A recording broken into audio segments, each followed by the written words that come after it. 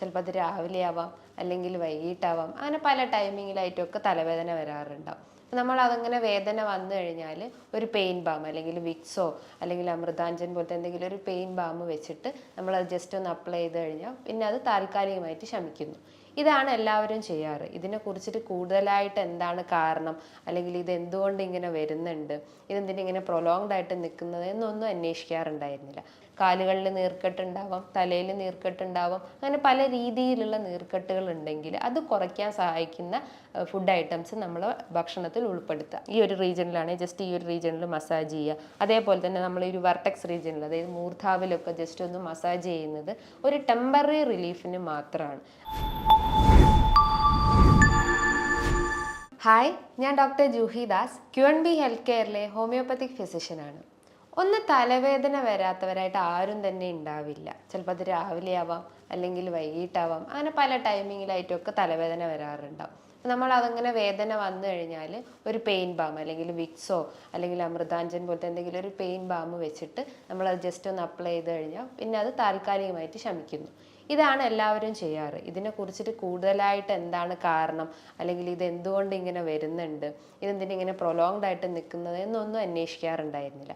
പക്ഷേ ആ ഒരു തലവേദന അധികമാവുമ്പോൾ, അല്ലെങ്കിൽ അതൊക്കെ കുറച്ചുകൂടി സിവിയർ ആകുമ്പോൾ, അതായത് ആ വേദന ചിലപ്പോൾ നമുക്ക് കണ്ണിലേക്ക് ഇറങ്ങാം, ചെവിൻ്റെ അകത്തേക്ക് ഇറങ്ങാം, അത് റെസ്പിറേറ്ററി ഇൻഫെക്ഷൻസ് ഒക്കെ ഉണ്ടാക്കാം, അങ്ങനെ പല കോംപ്ലിക്കേഷൻസ് ഒക്കെ വരുമ്പോഴാണ് നമ്മൾ ഇതിനെക്കുറിച്ച് കൂടുതലായിട്ട് ചിന്തിക്കുന്നുണ്ടാവും, അല്ലെങ്കിൽ ഇതിൻ്റെ ഒരു ഗൗരവം മനസ്സിലാക്കുന്നത്. ഈ തലവേദന വരാൻ ഒരുപാട് കാരണങ്ങൾ ഉണ്ടാവാം. മെയിനായിട്ട് റെസ്പിറേറ്ററി ഇൻഫെക്ഷൻസ്, അതായത് അപ്പർ റെസ്പിറേറ്ററി ഇൻഫെക്ഷൻസ് ആണ് ഇതിൻ്റെ ഒരു മെയിൻ കാരണം എന്ന് പറയുന്നത്. ഈ അപ്പർ റെസ്പിറേറ്ററി ഇൻഫെക്ഷൻസിൽ വരുന്ന ഒന്നാണ് ഈ സൈനസൈറ്റിസ്. അപ്പോൾ എന്താണ് ഈ സൈനസൈറ്റിസ്, എന്തുകൊണ്ടാണ് ഈ സൈനസൈറ്റിസ് വരുന്നത്, ഇത് വന്നു കഴിഞ്ഞാൽ നമ്മുടെ ശരീരത്തിൽ പല രീതിയിലുള്ള ലക്ഷണങ്ങൾ കാണിക്കാം, ഇത് നമുക്ക് എങ്ങനെ ഡയഗ്നോസ് ചെയ്യാം, അല്ലെങ്കിൽ എങ്ങനെ ഇൻവെസ്റ്റിഗേറ്റ് ചെയ്യാം, ഇത്തരം ക്വസ്റ്റ്യൻസ് എല്ലാവർക്കും ഉണ്ടാവും. അപ്പോൾ ഇത്തരം ഇതിനുള്ളൊരു ആൻസറാണ് ഇന്നത്തെ വീഡിയോയിലൂടെ ഞാൻ പറയുന്നത്. സൈനസൈറ്റിസ് എന്ന് പറയുമ്പം ഇൻഫ്ലമേഷൻ ഓഫ് സൈനസ് റീജിയൻ, അതായത് ഐറ്റിസ് എന്ന് പറയുമ്പോൾ ഒരു നീർക്കെട്ടാണ്. അതായത് നമ്മളെ സൈനസ് റീജിയനിൽ ഉണ്ടാകുന്ന ഒരു നീർക്കെട്ടിനെയാണ് സൈനസൈറ്റിസ് എന്ന് പറയുന്നത്. അപ്പം അതിന് മുന്നേ ആയിട്ട് നമുക്ക് സൈനസിനെ കുറിച്ചിട്ട് ഡിസ്ക്രൈബ് ചെയ്യാം. സൈനസ് എന്ന് പറയുമ്പം നമ്മളെ തലയോട്ടീൻ്റെ അകത്ത് കാണുന്ന ഒരു എയർ കാവിറ്റീസ് ആണ്, അല്ലെങ്കിൽ ഒരു വായു നിറഞ്ഞ അറകളെയാണ് ഈ സൈനസ് എന്ന് പറയുന്നത്. ഈ സൈനസ് തന്നെ 4 രീതിയിലായിട്ടാണ് നമ്മളെ തലയോട്ടീൻ്റെ അകത്തുള്ളത്. ഫ്രണ്ടൽ സൈനസ് ഉണ്ട്, മാക്സിലറി സൈനസ് ഉണ്ട്, എത്തിമോയിഡൽ സൈനസ് ഉണ്ട്, സ്ഫിനോയിഡൽ സൈനസ് ഉണ്ട്. അങ്ങനെ 4 രീതിയിലായിട്ടാണ് ഈ സൈനസ് നമ്മളെ തലയോട്ടീൻ്റെ അകത്തുള്ളത്. അപ്പോൾ ഇതിൻ്റെ അകത്ത് എന്തെങ്കിലും ഒരു ഇൻഫ്ലമേഷൻ അല്ലെങ്കിൽ ഒരു നീർക്കെട്ട് വരുമ്പോഴാണ് നമുക്ക് തലവേദനയായിട്ട് രൂപപ്പെടുന്നത്. ഈ ഒരു സൈനസിന് ഒരുപാട് ഫങ്ഷൻസ് ചെയ്യുന്നുണ്ട്. അതായത് മെയിനായിട്ട് അത് ചെയ്യുന്നത് നമ്മൾ എയർ സർക്കുലേഷൻ, നമ്മൾ ബ്രീത്ത് ചെയ്യുന്ന ഈ ഒരു ഓക്സിജൻ, കാർബൺ ഡയോക്സൈഡ്, ആ ഒരു സർക്കുലേഷൻ, എയർ സർക്കുലേഷൻ മെയിൻറ്റെയിൻ ചെയ്യുന്നത് ഈ ഒരു സൈനസ് ഏരിയാസ് ആണ്. അതോടൊപ്പം തന്നെ നമ്മളെ വോയിസ് മോഡുലേഷൻ, നമ്മളെ സൗണ്ടിനെയൊക്കെ ഒന്ന് കൺട്രോൾ ചെയ്യുന്നത് ഈ സൈനസ് ആണ്.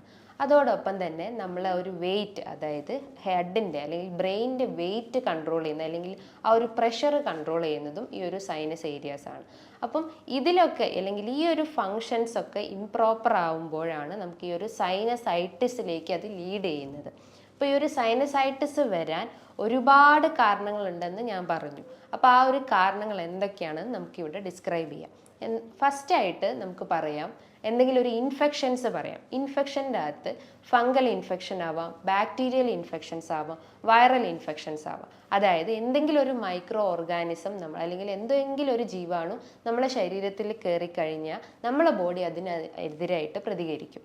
അപ്പം ഈ ഒരു ഇൻഫ്ലമേറ്ററി ചേഞ്ചസ് ഒക്കെ ബോഡിയിൽ കാണിച്ചെന്ന് വരാം. ബാക്ടീരിയൽ ഇൻഫെക്ഷൻസ് വരുമ്പോൾ ബാക്ടീരിയൽ ഇൻഫെക്ഷൻസ് എന്ന് പറയുമ്പോൾ അതും എന്തെങ്കിലും ഒരു മൈക്രോ ഓർഗാനിസം ആവാം. അതായത് സ്ട്രെപ്റ്റോകോക്കൽ പോലത്തെ അല്ലെങ്കിൽ ന്യൂമോണിയ ഒക്കെ ഉണ്ടാക്കുന്ന അങ്ങനത്തെ മൈക്രോ ഓർഗാനിസം ഒക്കെയാണ് ഈ ഒരു സൈനസൈറ്റിസിൻ്റെ ഒരു കാരണം.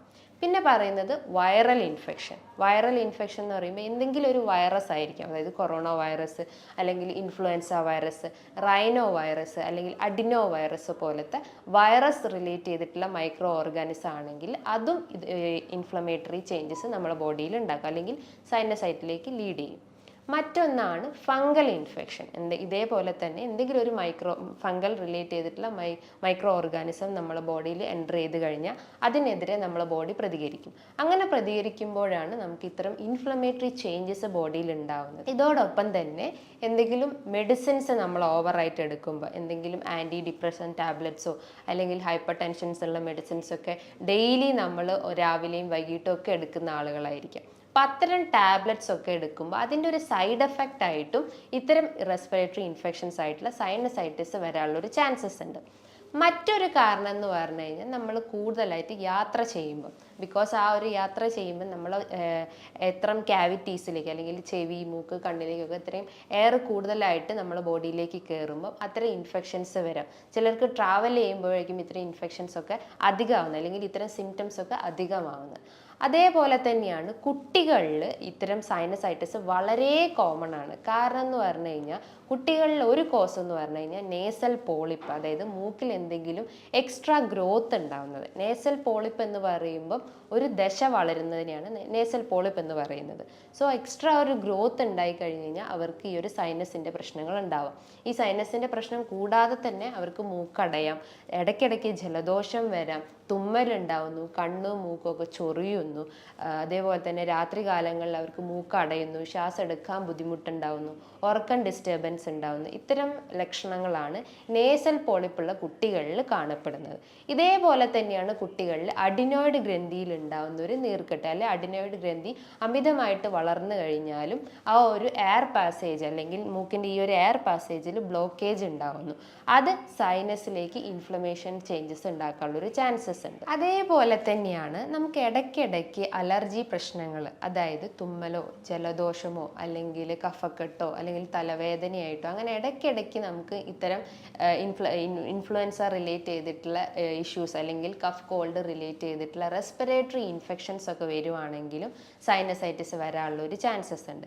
അതേപോലെ തന്നെയാണ് നമുക്ക് ഗട്ട് റിലേറ്റ് ചെയ്തിട്ടുള്ള ഇഷ്യൂസ്, അതായത് ഗ്യാസ്ട്രോ ഈസോഫേഗിയൽ റിഫ്ലക്സ് ഡിസീസ് എന്ന് പറയും, GERD എന്ന് പറയും. ഇതെന്ന് പറഞ്ഞു കഴിഞ്ഞാൽ നമുക്ക് ഇടയ്ക്കിടയ്ക്ക് നെഞ്ചരിച്ചിൽ വരുന്നു, വയറിനൊരു ബ്ലോട്ടിംഗ് ഫീലിംഗ് ഉണ്ടാവുന്നു, ഒരു വേദന അനുഭവപ്പെടുന്നു, ഫുഡ് കഴിച്ചു കഴിഞ്ഞാൽ ഇങ്ങനെ ഏമ്പക്കം പോലെ വരുന്നു. ഇത്തരം ലക്ഷണങ്ങൾ അല്ലെങ്കിൽ ഇത്തരം കാരണങ്ങളും ഈ ഒരു സൈനസൈറ്റിസ് വരാനുള്ള ഒരു ചാൻസസ് ഉണ്ട്. അപ്പോൾ ഈ കോസസ് ഒക്കെ അല്ലെങ്കിൽ ഇത്തരം കാരണങ്ങളാണ് നമ്മളെ ബോഡിയിൽ സൈനസിൽ ഉണ്ടാകുന്ന ഒരു ഇൻഫ്ലമേറ്ററി ചേഞ്ചസ് ഉണ്ടാക്കുന്നത്. സോ നമ്മളെ റൂട്ട് കോസ് എന്താണോ നോക്കിയിട്ട് അത് ആദ്യം ക്ലിയർ ചെയ്യണം. ഇപ്പോൾ എന്തെങ്കിലും ഇൻഫെക്ഷൻസ് ആണെങ്കിൽ അത് ആദ്യം ക്ലിയർ ചെയ്യാൻ നോക്കുക. നമ്മൾ ട്രാവൽ ചെയ്തിട്ട് വർദ്ധിക്കുന്നതാണെങ്കിൽ ട്രാവലിംഗ് കഴിവതും കുറയ്ക്കാൻ നോക്കുക. നേസൽ പോളിപ്പ് ആണെങ്കിൽ അതിന് പ്രോപ്പറായിട്ടുള്ള ഒരു ട്രീറ്റ്മെൻറ്റ് എടുക്കുക. ഗട്ട് റിലേറ്റ് ചെയ്തിട്ടുള്ള ഇഷ്യൂസ് ഉണ്ടെങ്കിൽ അപ്പോൾ നമ്മളെ ദഹന വ്യവസ്ഥയൊക്കെ ഒന്ന് ഇമ്പ്രൂവ് ചെയ്യുന്ന രീതിയിലുള്ള ഭക്ഷണ രീതികൾ ഫോളോ ചെയ്യുക. സോ നമ്മൾ റൂട്ട് കോസ് ആദ്യം ക്ലിയർ ചെയ്താലുള്ളൂ ഇത്തരം ഇൻഫെക്ഷൻസ് ഒക്കെ നമുക്ക് കൺട്രോൾ ചെയ്യാൻ പറ്റുള്ളൂ. അപ്പോൾ ഈ ഒരു സൈനസൈറ്റിസ് വന്നു കഴിഞ്ഞാൽ ഇത് usually common in both children and adult. അപ്പം കുട്ടികളിലായാലും മുതിർന്നവരായാലും ഒരേപോലെ ഇതിന് സിംറ്റംസ് കാണിക്കുന്നുണ്ട്. അപ്പോൾ എന്തൊക്കെയാണ് ഇതിൻ്റെ സിംറ്റംസ് എന്ന് നോക്കാം. മെയിനായിട്ട് ഇതിൽ പറയുന്നതാണ് തലവേദന, അതിശക്തമായിട്ടുള്ള തലവേദന വരാം. ചിലർക്ക് രാവിലെ എഴുന്നേറ്റാൽ ഉടനെ തന്നെ തല പൊക്കാനാവുന്നില്ല, ഒരു ഭാരം അനുഭവപ്പെടുന്നു, അല്ലെങ്കിൽ ഇങ്ങനെ അമർത്തുമ്പോൾ അല്ലെങ്കിൽ ജസ്റ്റ് ഒന്ന് പ്രസ് ചെയ്യുമ്പോൾ തന്നെ അവർക്ക് വേദന അനുഭവപ്പെടുന്നു. ചിലർക്ക് ഒരു ഫ്രണ്ടൽ റീജിയണിലായിരിക്കും വേദന ഉണ്ടാവുക, ചിലർക്ക് ഈ ഒരു റീജിയണിൽ വേദന ഉണ്ടാവുക. അപ്പോൾ ഓരോ സൈനസിൻ്റെ അകത്തും ഈ ഒരു ഇൻഫ്ലമേഷൻ അല്ലെങ്കിൽ മ്യൂക്കസ് നിറയുമ്പോഴാണ് നമുക്ക് ഇത്തരം വേദനകൾ അനുഭവപ്പെടുന്നത്. ഈ സൈനസിൻ്റെ അകത്ത് ചെറിയ മ്യൂക്കസ് മെംബ്രെയിൻ ഉണ്ട്. അപ്പോൾ ആ ഒരു മ്യൂക്കസ് മെംബ്രെയിൻ്റെ അകത്ത് മ്യൂക്കസ് സെക്രീഷൻ അധികമാവുമ്പോൾ അല്ലെങ്കിൽ ആ ഒരു സെക്രീറ്റ് ചെയ്തിട്ടുള്ള മ്യൂക്കസ് പുറന്തള്ളാതെ അവിടെ കെട്ടിക്കിടക്കുമ്പോഴാണ് നമുക്ക് വേദന അനുഭവപ്പെടുന്നത്. അങ്ങനെയാണ് നമുക്ക് ഈ ഒരു ഫ്രണ്ടൽ റീജിയണിൽ വേദന ഉണ്ടാവുക. അതായത് ഫ്രണ്ടൽ സൈനസിൽ ഈ ഒരു മ്യൂക്കസ് അടിഞ്ഞു കൂടുമ്പോൾ അത് ഫ്രണ്ടൽ ഹെഡേക്ക് ആയിട്ട് പോകുന്നു. അതേപോലെ ഈ ഒരു മാക്സിലറി റീജിയണിൽ മ്യൂക്കസ് അടിഞ്ഞു കൂടുമ്പോൾ അത് മാക്സിലറി പെയിൻ ആയിട്ടോ അല്ലെങ്കിൽ ഈ ഒരു ഏരിയയിൽ വേദന അനുഭവപ്പെടുന്നു. അപ്പോൾ തലവേദനയാണ് ഇതിൻ്റെ ഒരു പ്രധാന ലക്ഷണം നമുക്ക് പറയാം.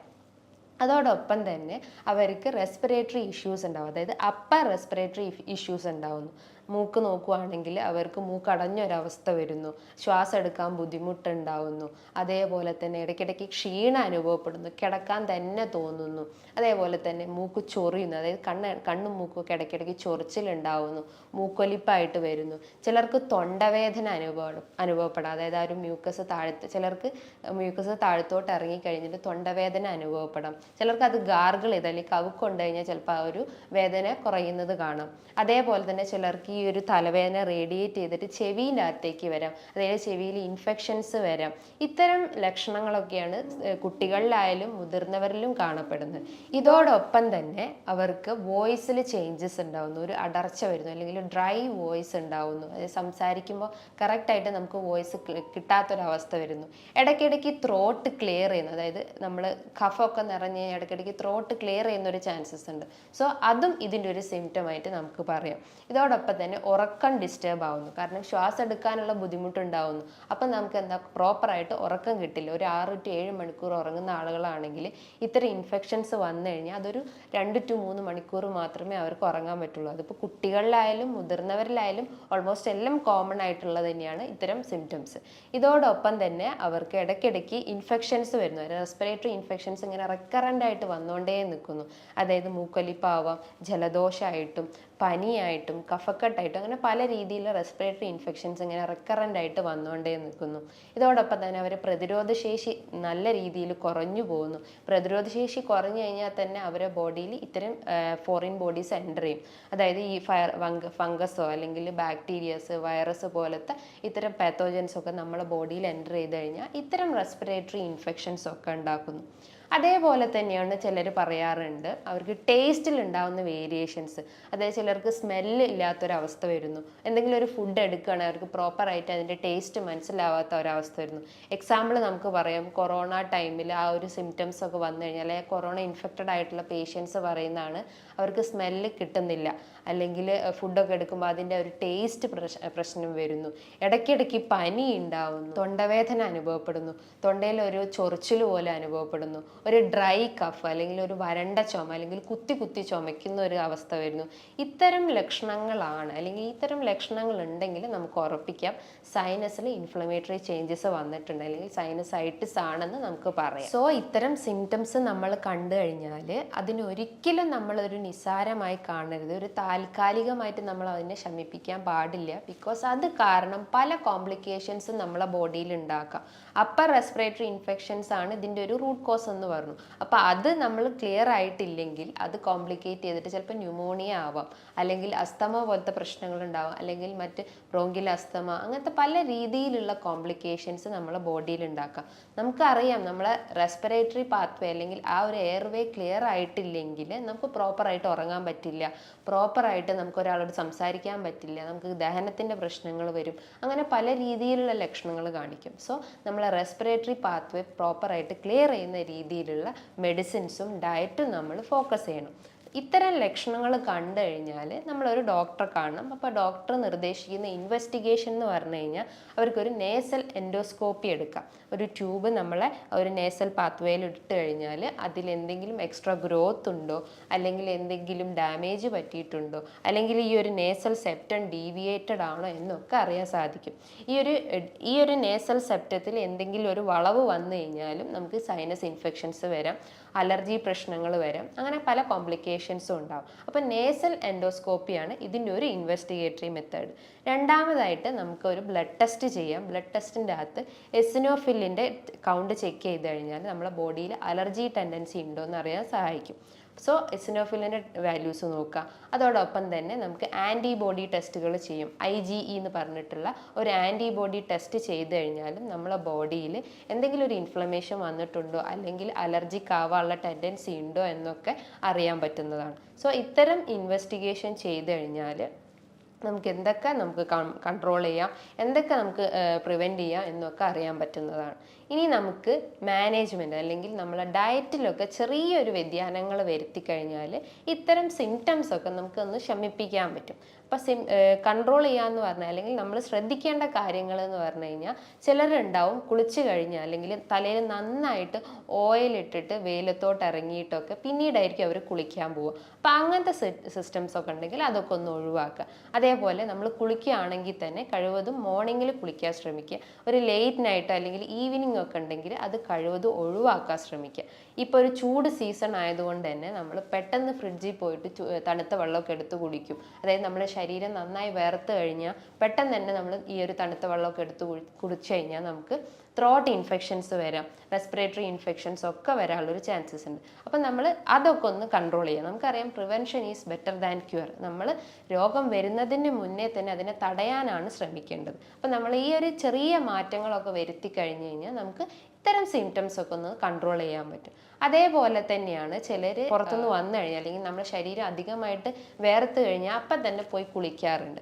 ആ ഒരു സിസ്റ്റം നമ്മൾ ഒഴിവാക്കുക. നമ്മളൊന്ന് നമ്മളെ ബോഡി ഒന്ന് കൂളാക്കി അല്ലെങ്കിൽ നമ്മളൊന്ന് കാമായി ഇരുന്നതിന് ശേഷം നമ്മളൊന്ന് ബാത്തിങ് ചെയ്യുന്നത് ഏറ്റവും നല്ലതാണ്. ഇനി നല്ല രീതിയിൽ ഓയിൽ ചെയ്തിട്ടൊക്കെ കുളിക്കുകയാണെങ്കിൽ അതൊക്കെ ഒന്ന് ഒഴിവാക്കിയിട്ട് ഒന്നിടവിട്ട ദിവസങ്ങളിൽ കുളിക്കാൻ ശ്രമിക്കുക. ഇത്തരം സൈനസ് ഇൻഫെക്ഷൻ ഉള്ള ആളുകളാണ് ഇത് മെയിനായിട്ട് ഫോക്കസ് ചെയ്യേണ്ടത്. മറ്റ് റെസ്പിറേറ്ററി ഇൻഫെക്ഷൻസ് ഉണ്ടെങ്കിൽ അതൊക്കെ ഒന്ന് ഒഴിവാക്കാൻ ശ്രമിക്കുക. അതേപോലെ തന്നെയാണ് നമുക്ക് ഇത്തരം അമിതമായിട്ടുള്ള തലവേദനയൊക്കെ അനുഭവപ്പെടുക അല്ലെങ്കിൽ തലയ്ക്കൊരു ഭാരം അനുഭവപ്പെടുകയാണെങ്കിൽ നമുക്ക് വീട്ടിൽ തന്നെ ജസ്റ്റ് ഒന്ന് ആവി പിടിച്ചാൽ നല്ലതാണ്. ഡെയിലി 1-2 വട്ടം രാവിലെയോ വൈകിട്ടോ ഒക്കെ ആയിട്ട് ആവി പിടിക്കുന്ന അത്രയും നല്ലതാണ്. ബിക്കോസ് അത് ചെയ്തു കഴിഞ്ഞാൽ നമ്മൾ ഈ ഒരു എയർ പാസേജ് അല്ലെങ്കിൽ ഈ ഒരു സൈനസ് റീജിയനിലുള്ള ഒരു മ്യൂക്കസ് ഒക്കെ ഒന്ന് ഇളകിയിട്ട് ചിലപ്പോൾ നമുക്കത് കഫായിട്ട് പുറത്ത് തുപ്പിക്കളയാനുള്ളൊരു ചാൻസസ് ഉണ്ട്. സോ നമ്മൾ ആവി പിടിക്കുന്നത് ഏറ്റവും നല്ലതാണ്. അതിൻ്റെ അകത്ത് കഴിവതും ഒന്നും ആഡ് ചെയ്യരുത്. നല്ല ചൂടുവെള്ളം വെച്ചിട്ട് തന്നെ ആവി പിടിക്കാൻ ശ്രമിക്കുക. അതേപോലെ തന്നെ നമ്മളെ ഡയറ്റിൽ മെയിനായിട്ട് ഫോക്കസ് ചെയ്യേണ്ടത് ആൻറ്റി ഇൻഫ്ലമേറ്ററി ചേഞ്ചസ് വരുത്തുന്ന ഭക്ഷണ രീതികൾ കൊണ്ടുവരിക. ആൻറ്റി ഇൻഫ്ലമേറ്ററി എന്ന് പറയുമ്പം നീർക്കെട്ട് കുറയ്ക്കാൻ സഹായിക്കുന്നത്. നമുക്ക് കാലുകളിൽ നീർക്കെട്ടുണ്ടാവാം, തലയിൽ നീർക്കെട്ടുണ്ടാവാം, അങ്ങനെ പല രീതിയിലുള്ള നീർക്കെട്ടുകൾ ഉണ്ടെങ്കിൽ അത് കുറയ്ക്കാൻ സഹായിക്കുന്ന ഫുഡ് ഐറ്റംസ് നമ്മൾ ഭക്ഷണത്തിൽ ഉൾപ്പെടുത്തുക. അതായത് മഞ്ഞൾ നമുക്കെടുക്കാം. മഞ്ഞളിനകത്ത് കുർക്കുമിൻ എന്ന് പറഞ്ഞ കണ്ടന്റ് ഉണ്ട്. ഇത് നമ്മുടെ ശരീരത്തിൽ എന്തെങ്കിലും അടിഞ്ഞുകൂടി കിടക്കുന്ന ഈ ഒരു സ്വെല്ലിങ്ങിനെയും അല്ലെങ്കിൽ ഈ നീർക്കെട്ടിനെയും ഒക്കെ റെഡ്യൂസ് ചെയ്യാൻ സഹായിക്കുന്നത്. അതായത് നമ്മൾ എയർ പാസേജ് ഒക്കെ ഒന്ന് ക്ലിയർ ആക്കാൻ സഹായിക്കുന്ന. അതേപോലെ തന്നെ ഒരു ആൻറ്റി ഇൻഫ്ലമേറ്ററി പ്രോപ്പർട്ടി ഉള്ളതാണ് ജിഞ്ചർ. അതായത് അത് നമ്മളെ ഭക്ഷണത്തിൽ ഉൾപ്പെടുത്തുന്നത് ഏറ്റവും നല്ലതാണ്. അത് നമ്മളെ ദഹന വ്യവസ്ഥയൊക്കെ ഒന്ന് ഇമ്പ്രൂവ് ചെയ്യും, നല്ല ബാക്ടീരിയാസിനെ ഒന്ന് ഉൽപ്പാദിപ്പിക്കാൻ സഹായിക്കുന്നതാണ്. അതേപോലെ തന്നെയാണ് ഗാർലിക് വെച്ച് നമുക്ക് നമ്മുടെ ഡയറ്റിലൊക്കെ നമ്മൾ തോരനായിട്ടും ഉപ്പേരീൻ്റെ അകത്തും ഒക്കെ നമ്മൾ ഗാർലിക് മിക്സ് ചെയ്യുന്ന അത്രയും നല്ലതാണ്. അതേപോലെ തന്നെയാണ് വൈറ്റമിൻ സി റിച്ച് ആയിട്ടുള്ള ഫ്രൂട്ട്സും വെജിറ്റബിൾസും. ഫ്രൂട്ട്സ് നോക്കുകയാണെങ്കിൽ ഓറഞ്ച്, പപ്പായ, നെല്ലിക്ക, നമ്മുടെ നാട്ടിൽ കിട്ടുന്ന ജാമ്പക്ക, ലൗലോലിക്ക, ഇതിൻ്റെ അകത്തൊക്കെ ഒരുപാട് വൈറ്റമിൻ സി അടങ്ങിയിട്ടുണ്ട്. ഇത് കഴിച്ചു കഴിഞ്ഞാൽ നമ്മളെ ഈ ഒരു ഇൻഫ്ലമേഷൻ കുറയ്ക്കുകയും ചെയ്യും. അതോടൊപ്പം തന്നെ നമ്മളെ പ്രതിരോധ ശേഷി വർദ്ധിപ്പിക്കുന്നു. സ്കിന്നിനൊക്കെ എന്തെങ്കിലും ഡ്രൈനെസ്സോ അല്ലെങ്കിൽ ഒരു ഇച്ചിങ്ങോ ഒക്കെ ഉണ്ടെങ്കിൽ അതൊക്കെ ഒന്ന് ഇമ്പ്രൂവ് ചെയ്യാൻ സഹായിക്കുന്നതാണ് ഈ വൈറ്റമിൻ സി അടങ്ങിയിട്ടുള്ള ഭക്ഷണങ്ങൾ. അതേപോലെ തന്നെ നമ്മൾ എപ്പോഴും തിളപ്പിച്ചാറിയ വെള്ളം മാത്രം കുടിക്കാൻ ശ്രമിക്കുക. അത് ഏത് സീസൺ ആയാലും, ചൂട് സീസൺ ആയാലും തണുത്ത സീസൺ ആയാലും തിളപ്പിച്ചാറിയ വെള്ളം മാത്രം കുടിക്കാൻ ശ്രമിക്കുക. പുറത്തുനിന്നുള്ള ഈ ഒരു കാർബണേറ്റഡ് ഡ്രിങ്ക്സ് ആയിട്ടുള്ള കൊക്കോക്കോളയോ പെപ്സിയോ 7up അങ്ങനത്തെ പല രീതിയിലുള്ള ഫ്രൂട്ട്സ് ഐറ്റംസ് ഒക്കെ ഉണ്ടെങ്കിൽ ഇത്തരം ഡ്രിങ്ക്സ് ഐറ്റംസ് ഒക്കെ ഉണ്ടെങ്കിൽ അതൊക്കെ ഒന്ന് കഴിവതും ഒഴിവാക്കാൻ ശ്രമിക്കുക. നമുക്കറിയാം കഴിഞ്ഞ ദിവസം നമ്മൾ ന്യൂസുകളിലൊക്കെ കണ്ടിട്ടുണ്ട്, ഒരു 14 വയസ്സായിട്ടുള്ളൊരു കുട്ടി ഈ ഒരു സോഫ്റ്റ് ഡ്രിങ്ക്സ് ഐറ്റംസ് ഡെയിലി കുടിച്ചിട്ട് അവരെ മരണപ്പെട്ടു എന്ന്. അതായത് ഒരു പോസ്റ്റ്മോർട്ടം റിപ്പോർട്ട് നോക്കിയപ്പം അവരെ കിഡ്നി വളരെ വീക്കായിട്ടുണ്ട്, കിഡ്നിയിൽ ശ്രിങ്കേജ് വന്നു, അതായത് ചുരുങ്ങിപ്പോയൊരവസ്ഥ ഉണ്ട്. അതിൻ്റെയൊക്കെ ഒരു കാരണം എന്ന് പറഞ്ഞു കഴിഞ്ഞാൽ നമ്മൾ പ്രൊലോങ്ഡ് ആയിട്ട് ഇത്തരം കാർബണേറ്റഡ് ഡ്രിങ്ക്സ് ഒക്കെ അഡിക്റ്റ് ആയതുകൊണ്ടാണ്. സോ അത്തരം ഡ്രിങ്ക്സ് ഒക്കെ കഴിവതും ഒഴിവാക്കാൻ ശ്രമിക്കുക. ഇനിയിപ്പോൾ ആൽക്കഹോളും സ്മോക്കിങ്ങും ഒക്കെ ഉള്ള അത്തരം അഡിക്ഷൻസ് ഉള്ള ആളുകളാണെങ്കിൽ അത് പൂർണ്ണമായിട്ട് ഒഴിവാക്കണം എന്നാണ് ഞാൻ പറയുന്നത്. അതുമൂലം നമ്മളെ ബോഡിയിൽ പല കോംപ്ലിക്കേഷൻസും ഉണ്ടാക്കും. ഫാറ്റി ലിവർ ആണ് മെയിൻ ആയിട്ടുള്ള ഒരു കാരണം. അതേപോലെ തന്നെ നമുക്ക് റെസ്പിറേറ്ററി ഇൻഫെക്ഷൻസ്, ന്യൂമോണിയ, അസ്തമ, ബ്രോങ്കിയൽ അസ്തമ പോലത്തെ COPD റിലേറ്റ് ചെയ്തിട്ടുള്ള ഇഷ്യൂസ് ഒക്കെ നമ്മളെ ബോഡിയിൽ ഉണ്ടാക്കും. സോ അത്തരം അഡിക്ഷൻസ് ഉണ്ടെങ്കിൽ അതൊന്ന് പൂർണ്ണമായിട്ട് ഒഴിവാക്കാൻ ശ്രമിക്കുക. നല്ല രീതിയിൽ എക്സസൈസ് ചെയ്യുക, ബ്രീത്തിങ് എക്സസൈസ് ചെയ്യുക, പ്രാണായാമാസ് ചെയ്യുക. അതായത് നമ്മൾ ഒരു നോസ്ട്രിൽ അടച്ചിട്ട് മറ്റേ നോസ്ട്രിൽ ഓപ്പൺ ചെയ്തിട്ട് അങ്ങനെ രീതിയിലുള്ള എക്സസൈസ് നമുക്ക് ചെയ്യാം. മെഡിറ്റേഷൻസ് ചെയ്യാം. അങ്ങനെ പല രീതിയിലുള്ള വർക്കൗട്ട് നമ്മളെ ബോഡിക്ക് കൊടുക്കാൻ ശ്രമിക്കുക. ഇനിയിപ്പോൾ തൊണ്ടവേദന ബുദ്ധിമുട്ടുകളൊക്കെ ഉള്ള ആളുകളാണെങ്കിൽ അവർക്ക് ഗാർഗിൾ ചെയ്യാം. അതായത് കവുക്കൊള്ളാം, ഉപ്പിട്ട് വെച്ചിട്ട് ചൂടുവെള്ളത്തിൽ കവുക്കൊള്ളുന്നത് ഏറ്റവും നല്ലതാണ്. ആ ഒരു ത്രോട്ട് ഇൻഫെക്ഷൻസ് ഒക്കെ ഒന്ന് റെഡ്യൂസ് ചെയ്യാൻ സഹായിക്കും. ഇതേപോലെ തന്നെയാണ് നമുക്ക് ഇൻഫ്ലമേറ്ററി ചേഞ്ചസ് വരുത്തുന്നതാണ് ഞാൻ നേരത്തെ പറഞ്ഞിട്ടുള്ള ജിഞ്ചർ, ഗാർലിക്, ഹണി, കുരുമുളക്, മഞ്ഞൾ, ഇതൊക്കെ അല്ലെങ്കിൽ പനിക്കൂർക്ക, നമ്മളെ തൊടിയിലൊക്കെ ഉണ്ടാകുന്ന പനിക്കൂർക്ക, ഇതൊക്കെ നമ്മളെ ഡയറ്റിൽ ഉൾപ്പെടുത്തുന്നത് ഏറ്റവും നല്ലതാണ്. അതായത് നമുക്ക് എന്തെങ്കിലും പെട്ടെന്നൊരു ഇൻഫെക്ഷൻസ് ഒക്കെ വന്നാൽ ടെമ്പററി ആയിട്ട് അതിനൊന്ന് മാറ്റിയെടുക്കണമെങ്കിൽ നമുക്ക് തേനും അല്ലെങ്കിൽ ജിഞ്ചറിൻ്റെ ഒരു നീരെടുക്കുക, അതിനകത്തേക്ക് കുറച്ച് കുരുമുളകൊക്കെ ഒന്ന് ആഡ് ചെയ്തിട്ട് അതിൻ്റെ ഒരു പേസ്റ്റ് നമുക്ക് അല്ലെങ്കിൽ ആ ഒരു സിറപ്പ് അല്ലെങ്കിൽ ആ ഒരു സ്പൂണ് നമ്മൾ കഴിക്കുന്നത് ഏറ്റവും നല്ലതാണ്. അത് നമ്മൾ ആ ഒരു ദഹന വ്യവസ്ഥ ഇമ്പ്രൂവ് ചെയ്യും, റെസ്പിറേറ്ററി പാത്വേസ് ഒക്കെ ഒന്ന് ക്ലിയർ ചെയ്യാൻ സഹായിക്കുന്നതാണ്. ഇനിയിപ്പോൾ ശക്തമായിട്ടുള്ള വേദനയൊക്കെ ഉണ്ടെങ്കിൽ അല്ലെങ്കിൽ ഈ പറഞ്ഞിട്ടുള്ള ഏരിയാസിലൊക്കെ ഭയങ്കരമായിട്ട് വേദന അനുഭവപ്പെടുകയാണെങ്കിൽ നമ്മളൊരു ഇത് വെച്ചിട്ട് അല്ലെങ്കിൽ ഒരു ഫിംഗർ വെച്ചിട്ട് ജസ്റ്റ് ഒന്ന് മസാജ് ചെയ്യുക. ഓവർ പ്രഷർ കൊടുക്കരുത്, നല്ല രീതിയിലൊന്ന് മസാജ് ചെയ്ത് കൊടുക്കുക. ഈ ഒരു റീജിയനിലാണെങ്കിൽ ജസ്റ്റ് ഈ ഒരു റീജിയനിൽ മസാജ് ചെയ്യുക. അതേപോലെ തന്നെ നമ്മൾ ഈ ഒരു വെർട്ടെക്സ് റീജിയനിൽ അതായത് മൂർധാവിലൊക്കെ ജസ്റ്റ് ഒന്ന് മസാജ് ചെയ്യുന്നത് ഒരു ടെമ്പററി റിലീഫിന് മാത്രമാണ്. അപ്പം നമുക്ക് ഈ ഒരു ട്രീറ്റ്മെൻറ്റിന് ഇത്തരം രീതിയിലുള്ള ഒരു ഭക്ഷണ രീതികളും ഡയറ്റും അല്ലെങ്കിൽ എക്സസൈസ് ഒക്കെ ഫോക്കസ് ചെയ്ത് കഴിഞ്ഞാൽ സിംറ്റംസ് ഒക്കെ ഒന്ന് റെഡ്യൂസ് ചെയ്യാൻ പറ്റും. കുട്ടികളിൽ ഇത്തരം സിംറ്റംസ് കാണുകയാണെങ്കിൽ നമ്മൾ എത്രയും പെട്ടെന്ന് തന്നെ ഒരു ഡോക്ടറെ നിർദ്ദേശപ്രകാരം ട്രീറ്റ്മെൻറ്റ് സ്റ്റാർട്ട് ചെയ്യേണ്ടതാണ്. സോ ഇതുമായി ബന്ധപ്പെട്ട് നിങ്ങൾക്ക് എന്തെങ്കിലും സംശയങ്ങളുണ്ടെങ്കിൽ താഴെ കാണുന്ന നമ്പറിൽ കോൺടാക്റ്റ് ചെയ്യാവുന്നതാണ്. നല്ലൊരു ഹെൽത്ത് ടോപ്പിക്കുമായി വീണ്ടും കാണാം. നന്ദി.